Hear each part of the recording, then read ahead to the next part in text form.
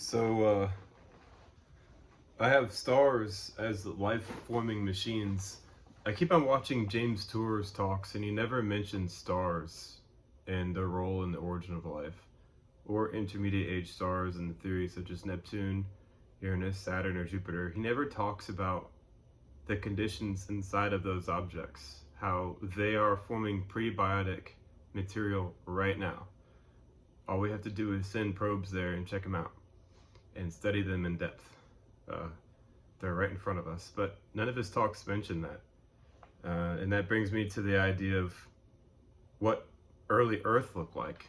And those are intermediate aged Earth. Earth as it is now is really, really old. Hello, Celeste.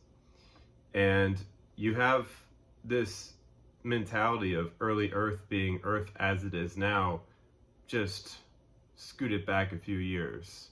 And then it sort of looks the same right after it was formed. And that mentality is still here today. It basically started even before Darwin, around Darwin's time. Here is a picture or a painting. It's called Primitive World by Adolphe Francois Panamaker. And as you see here, you have a crust, you have water, you have land above the water. The crust is already above the surface water.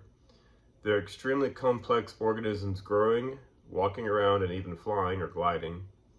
And it's cold enough to host gaseous oxygen, which is breathable air.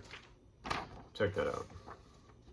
That's a primitive world in the 1850s. But that's still a primitive world to today's astronomers. They assume Earth has always been about the same size and mass, and basically maybe a little bit of different atmosphere, maybe. The chemicals in the atmosphere are a little different, but basically the same size. But unfortunately, Earth was vastly larger in its past. And astronomers and astrophysicists need to take this into account, the biologists as well, and geologists. Primitive basically means very, very, very early. It's a word, it's an adjective relating to, denoting, or preserving the character of an early stage in the evolutionary or historical development of something. I wrote this thing in my blog years ago, 7 years ago. And when I wrote this in my blog, I wrote, yeah, it's been 7 years since the discovery. It's basically taken 14 years to get here, and the astronomers still, I don't know what they're doing. I have here Merope is circled in the Pleiades cluster. So right down there. These are primitive worlds, the stars. They don't have life on them yet. They don't have a crust. They don't have water. They don't have plants and dinosaurs and creatures running around.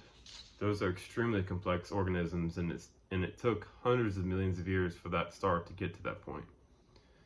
So this should be, the painting should be extremely evolved world, just doesn't have people on it. It's basically the only real difference here. I mean, even alligators are alive today.